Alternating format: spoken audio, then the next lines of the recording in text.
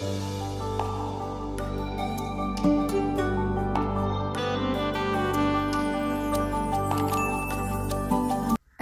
കിച്ചൻ്റെ മറ്റൊരു വീഡിയോയിലേക്ക് എല്ലാവർക്കും സ്വാഗതം. ഇന്ന് പാലക്ക് കറി എങ്ങനെ ഉണ്ടാക്കാമെന്ന് നോക്കാം. അപ്പം നല്ലൊരു വെറൈറ്റി ആയിട്ടുള്ളൊരു പാലക്ക് കറിയാണ്.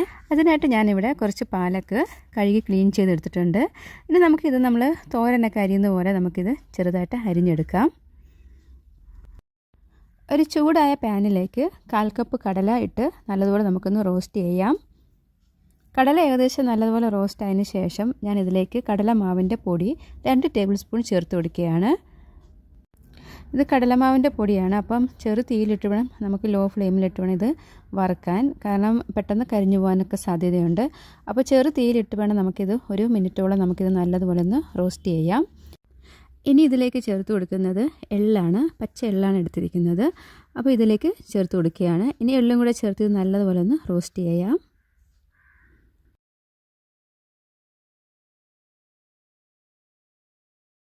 അപ്പോൾ ഇത് നല്ലതുപോലെ ഇവിടെ റെഡി ആയിട്ടുണ്ട്. ഇതിന് നമുക്ക് തണുത്തതിന് ശേഷം ഒരു മിക്സിയുടെ ജാറിലേക്ക് ഇട്ട് നമുക്ക് നല്ലതുപോലെ ഒന്ന് പൊടിച്ചെടുക്കാം.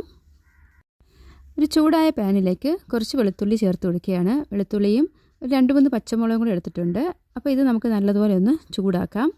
ഇത് ഏകദേശം ചൂടായി കഴിയുമ്പോഴത്തേക്ക് നമ്മൾ നേരത്തെ അരിഞ്ഞു വെച്ചിരിക്കുന്ന പാലക്ക് ഇതിലേക്ക് ചേർത്ത് കൊടുക്കാം.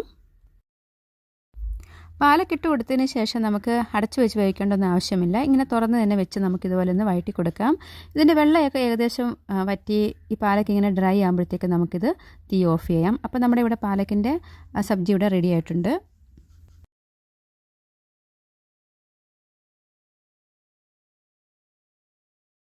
ചൂടായ കടായിലേക്ക് 1 ടേബിൾ സ്പൂൺ എണ്ണയും 1 ടേബിൾ സ്പൂൺ വരുന്ന ബട്ടറാണ് ചേർത്ത് കൊടുക്കുന്നത്. ബട്ടർ നിങ്ങൾക്ക് ആവശ്യമുണ്ടെങ്കിൽ ഇട്ടാൽ മതി, ഇല്ലെങ്കിൽ അത് സ്കിപ്പ് ചെയ്യാം. ഇനി ഇതിലേക്ക് ചേർത്ത് കൊടുക്കുന്നത് 1 ടേബിൾ സ്പൂൺ ജീരകമാണ്. ജീരകം ഒന്ന് മിക്സ് ആയതിന് ശേഷം 3 വറ്റൽമുളകും കുറച്ച് വെളുത്തുള്ളിയും കൂടെ എടുത്തത് ഇതിലേക്ക് ചേർത്ത് കൊടുക്കുകയാണ്. ഇനി ഇത് നല്ലതുപോലെ ഒന്ന് മിക്സ് ചെയ്തതിന് ശേഷം 1 ക്യൂബ് സൈസ് ഇഞ്ചി കഷ്ണമാണ് എടുത്തിരിക്കുന്നത്. ഇഞ്ചി ഇതേപോലെ കുഞ്ഞായിട്ട് അരിഞ്ഞത് ചേർത്ത് കൊടുക്കുകയാണ്. അതേപോലെ തന്നെ 1 സവാള എടുത്തിട്ടുണ്ട്. ഉള്ളിയും ഇതേപോലെ ചോപ്പ് ചെയ്തത് ചേർത്ത് കൊടുക്കുകയാണ്. ഇനി ഇതെല്ലാം കൂടെ ചേർത്ത് നമുക്ക് നല്ലതുപോലെ ഒന്ന് വഴറ്റിയെടുക്കാം. ഉള്ളി ഏകദേശം നല്ലതുപോലെ വഴറ്റിയതിന് ശേഷം 1 തക്കാളിയാണ് ചേർത്ത് കൊടുക്കുന്നത്. അപ്പോൾ തക്കാളിയും കൂടെ ചേർത്ത് നമുക്ക് നല്ലതുപോലെ ഒന്ന് വഴറ്റിയെടുക്കാം. തക്കാളി എല്ലാം നല്ലതുപോലെ വഴറ്റിയതിന് ശേഷം നമുക്കിതിലേക്ക് ആവശ്യത്തിനുള്ള പൊടികൾ ചേർത്ത് കൊടുക്കാം. 1 ടേബിൾ സ്പൂൺ മല്ലിപ്പൊടിയും 1 ടേബിൾ സ്പൂൺ മുളക് പൊടിയും 1/4 ടേബിൾ സ്പൂൺ മഞ്ഞൾപ്പൊടിയും കൂടെ ചേർത്ത് ഞാൻ നല്ലതുപോലെ ഒന്ന് മിക്സ് ചെയ്യുവാണ്.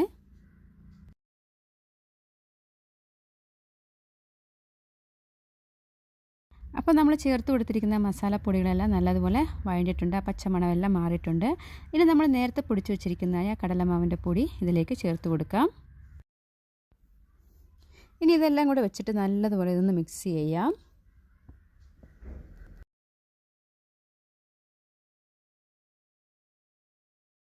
പൊടികളെല്ലാം നല്ലതുപോലെ മിക്സ് ആയിട്ടുണ്ട്. ഇനി ഇതിലേക്ക് ഞാൻ 1 കപ്പ് വെള്ളമാണ് ഒഴിച്ചു കൊടുക്കുന്നത്. വെള്ളം ആവശ്യത്തിനനുസരിച്ച് ഒഴിച്ചു കൊടുക്കാം. അപ്പോൾ എനിക്ക് കറിക്ക് അനുസരിച്ചുള്ള വെള്ളമാണ് ഞാനിവിടെ ഒഴിച്ചിരിക്കുന്നത്.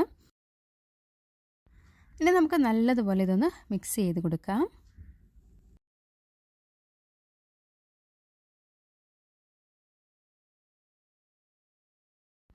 ഇനി കറിക്ക് ആവശ്യമായിട്ടുള്ള ഉപ്പ് ചേർത്ത് കൊടുക്കുകയാണ്. 1 ടേബിൾ സ്പൂൺ ഉപ്പ് ചേർത്ത് കൊടുത്തിട്ടുണ്ട്. ഇനി നമുക്ക് നല്ലതുപോലെ വീണ്ടും ഒന്ന് മിക്സ് ചെയ്യാം.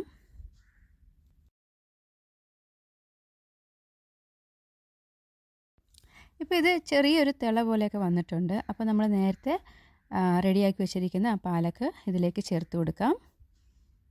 ഈ പാലക്കും കൂടെ ചേർത്തിട്ട് നമുക്ക് നല്ലതുപോലെ ഇതൊന്ന് മിക്സ് ചെയ്യാം.